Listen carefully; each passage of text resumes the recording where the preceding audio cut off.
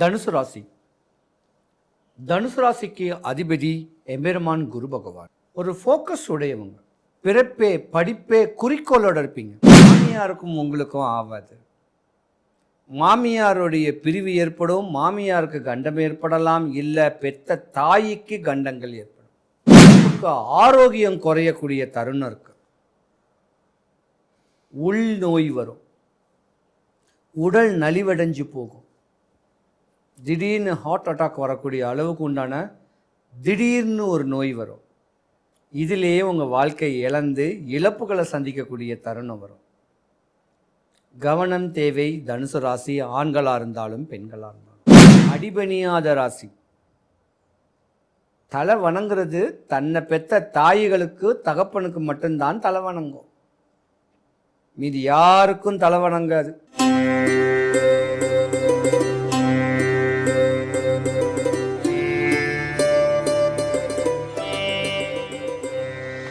இரண்டாயிரத்தி 26 சித்திர மாதம் தமிழ் வருடப்பிறப்புக்கு பின்பு மேச ராசி முதல் மீன ராசி வரைக்கும் உங்களுடைய இரத்த சம்பந்தப்பட்ட உறவு ஒன்று பிரிய போகுது. கவனம் தேவை. 12 ராசிக்காரர்களும். தனுசு ராசி. தனுசு ராசிக்கு அதிபதி எம்பெருமான் குரு பகவான். ஒரு ஃபோக்கஸ் உடையவங்க. பிறப்பே படிப்பே குறிக்கோளோட இருப்பீங்க. நான் இன்ஜினியரிங் படிக்கணும், நான் டாக்டரேட் படிக்கணும், நான் படித்து காவல்துறையில் வேலை பார்க்கணும், கலைத்துறையில் வேலை பார்க்கணும், இன்னும் பெரிய கன்சர்னில் ஒரு பெரிய அங்கம் வகிக்கணும்னு சொல்லக்கூடிய குறிக்கோளில் படிக்கக்கூடிய பெண்களும் ஆண்களும் உடையவங்க இந்த ராசிக்காரங்க. ஆனால் 25 வயசு வரைக்கும், ஏன் 20 வயசு வரைக்கும் சுகபோகிகள் ஆண்கள். சின்ன வயசுலேயே சுக்கிரன் வந்துட்டு போயிடும். கலத்தரக்காரகன் சுக்கிரன் பகவான் சின்ன வயசுலேயே கெட்டு போயிடுவார். ஒரு குறிப்பிட்ட கால வயசுக்குள்ளேயே திருமணம் பண்ணிடணும். சிறு வயசுலேயே திருமணம் பண்ணிடணும். அப்படி திருமணம் பண்ணலைன்னா கால தாமதமாக தான் திருமணம் நடக்கும். ஆனால் பெண்களுக்கு அப்படி கிடையாது. படிச்சுக்கிட்டு இருக்கும் போதே மதமுற்று மதம் மாறின ஒரு நட்பு, ஒரு காதல், திருமண ஏற்பாடு வரக்கூடிய தருணங்கள் உண்டு. தன்னுடைய சுக்கிரதசம் முடிஞ்சு ஒரு 15 வருஷத்துக்கு அப்புறம் ஒரு 21 வயசுக்குள்ள தனுசு ராசி பெண்களுடைய தகப்பனுக்கு ஆவாது. ஒன்று தகப்பன் தன்னுடைய அம்மாவை விட்டு மாற்றான் மனைவி கூட இருக்கணும். இல்லைன்னா மரணம் ஏற்படக்கூடிய தருணத்தில் நீங்கள் பிரிஞ்சிருந்துருக்கணும். இல்லை ஒருவேளை கல்யாணம் ஆயிடுச்சுன்னா, ஒரு 21 வயசு 22 வயசுக்குள்ளே கல்யாணம் ஆயிடுச்சுன்னா உங்கள் மாமனாருக்கு ஆவாது. மாமனாருக்கு கண்டம், மாமனாரு பிரிவு ஏற்படும். ஒரு 30 வயசு 31 வயசு வரைக்கும் மாமியாருக்கும் உங்களுக்கும் ஆகாது. மாமியாருடைய பிரிவு ஏற்படும். மாமியாருக்கு கண்டம் ஏற்படலாம். இல்லை பெத்த தாய்க்கு கண்டங்கள் ஏற்படும். அதை விட்டுட்டா 38 வயசு வரைக்கும் தன்னுடைய அண்ணன் தம்பி அக்கா தங்கச்சிகளுக்கு ஆகாது. இல்லை கணவனுடைய அண்ணன் தம்பி அக்கா தங்கச்சிகளுக்கும் ஆகாது. இதுவும் ஒரு பக்கம் விதி. உங்களுடைய வளர்ச்சி, உங்களுடைய தன்மை, இதை அடுத்தவன் பார்த்து போராமப்படக்கூடிய அளவுக்கு சூனியமே பண்ணி விட்டுருவாங்க 35-40 வயசுல. அதுக்கு மேலே உங்கள் உடம்புக்கு ஆரோக்கியம் குறையக்கூடிய தருணம் இருக்கு. உள் நோய் வரும். உடல் நலிவடைஞ்சு போகும். திடீர்னு ஹார்ட் அட்டாக் வரக்கூடிய அளவுக்கு உண்டான திடீர்னு ஒரு நோய் வரும். இதிலேயே உங்கள் வாழ்க்கை இழந்து இழப்புகளை சந்திக்கக்கூடிய தருணம் வரும். கவனம் தேவை. தனுசு ராசி ஆண்களாக இருந்தாலும் பெண்களாக இருந்தாலும். 45 வயசுக்கு மேலே ஆயிட்டாலே உங்கள் ஆரோக்கியத்து மேலே கவனம் செலுத்தணும். தனுசு ராசிக்கார பெண்களும் ஆண்களும் கொஞ்சம் கள்ளங்கவடம் இல்லாதவங்க தான்.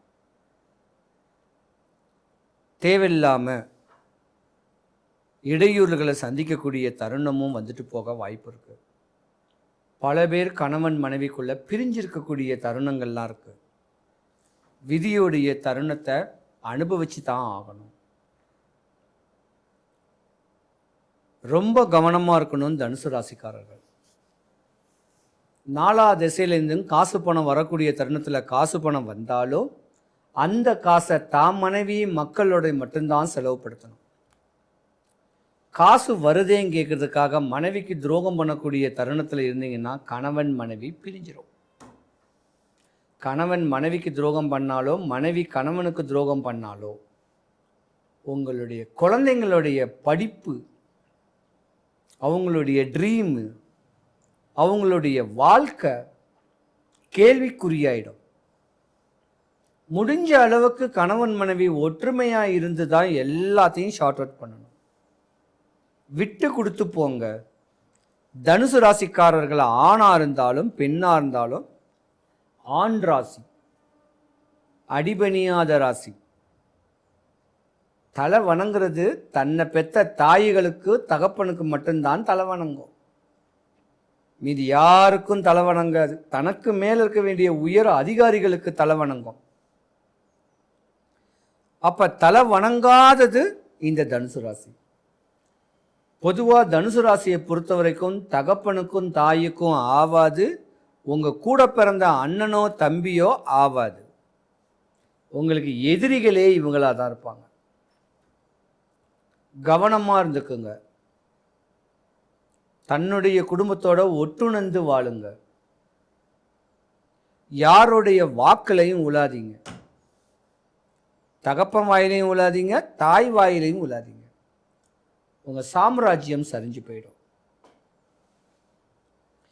உயர்ந்த நிலைமை, உச்சகட்ட நிலைமை, யோகங்கள் வரக்கூடிய தருணம்லாம் உண்டு. ஆனால் சின்ன மதி மயக்கம் தனுசு ராசிக்குள்ள உள்ள ஆண்களுக்கு உங்கள் குடும்பத்தை விட்டு பிரியக்கூடிய நேரங்கள்லாம் வருது. கவனமாக இருந்துக்குங்க. மேற்படி ஏதாவது ஒரு இடையூறுகள், இன்னல்கள், துன்பம், கஷ்டம், நஷ்டம், கடன், அவப்பேறு, அவமானங்கள், குடும்பத்தில் விரிசல்கள் ஏற்படுற மாதிரி இருந்திருந்தா நான் சொன்ன வல்லக்கோட்டை முருகன் கோவிலில் சொன்ன அந்த பரிகாரத்தை நீங்கள் முறையாக பண்ணிக்கிட்டீங்கன்னா இந்த இன்னல்ல இருந்து நீங்கள் விடுபட்டு குடும்பத்தில் ஒற்றுமையோட சுகபோகமான ஒரு வாழ்க்கையும், இந்த பிரபஞ்ச சக்தியின் விதியுடைய தன்மையும், எதிர்மறை சக்திகளிலிருந்து விடுபட்டு குடும்பத்தில் ஐஸ்வர்யம் கிடைச்சி அகமகிழ்ந்து வாழக்கூடிய தருணம் தனுசு ராசிக்கார ஆண்களுக்கும் பெண்களுக்கும் நிறையவே உண்டு. தனுசு ராசிக்கார அன்பர்கள் அனைவருக்கும் சுபிக்ஷம், ஐஸ்வர்யம், கடாட்சியம் கிடைக்க எம்பெருமான் வல்லக்கோட்டை முருகனுடைய அருளாட்சி பரிபூர்ணமாக கிடைக்க இறைவனை நான் பிரார்த்திக்கிறேன். சிவாய நம. குடும்பத்தில் ஒற்றுமையா எல்லாருமே இருக்கிறதுக்கும் எந்த விரயங்களும் ஆகாமல் இருக்க இந்த ஒரு சின்ன ஒரு பரிகாரத்தை பண்ணிங்கன்னா யாருக்கும் எந்த குறையும் வராது. சென்னை தாம்பரத்துக்கு மிக அருகில் இருக்கக்கூடிய வல்லக்கோட்டை முருகன் கோவில். இந்த கோயிலுக்கு ஒரு 5 வாரம் வரேன்னு வேண்டிக்கிங்க. வாரம் போகிறதுக்கு முன்ன ஒரே ஒரு சேவல் வாங்கி உங்கள் வீட்டு வாசலில் கட்டி போட்டு தீனி போடுங்க. 5ஆவது வாரம் அந்த சேவலை எடுத்துட்டு கோயிலுக்கு கொண்டு போயிட்டு கோயில் அதிகாரிகள் கிட்டையாவது கோயில் குருக்கள் கிட்டையாவது கேட்டு, நான் இந்த மாதிரியான ஒரு பரிகாரத்தை இந்த கோயிலுக்கு இந்த சேவலை நியமிச்சு விடுறேன் அப்படின்னு கேட்டிங்கன்னா அவங்க ஒரு வழிபாடை ஒன்று சொல்லுவாங்க. அந்த வழிபாடை சொல்லும் போது அவங்க சொன்ன மாதிரி நம்ம அந்த பரிகாரத்தை பண்ணோன்னா குடும்பத்தில் ஒற்றுமை, நோய், அரசியல், ஆன்மீகம், கடன், பயம், சத்ரு, எதிரி, செய்வினையால் பல இடையூறுகள் அடைஞ்ச நீங்களும், கஷ்டங்களும் கருமாயமும் பற்ற நீங்களும் இந்த ஒரு சின்ன வழிபாட்டை முறையான நாள் வெள்ளிக்கிழமை, சனிக்கிழமை இந்த 2 தினத்தில் பண்ணிங்கன்னா உங்கள் வாழ்க்கை சுபிக்ஷம், ஐஸ்வர்யம், கடாட்சியம் கிடைக்கும். சிவாய நமः.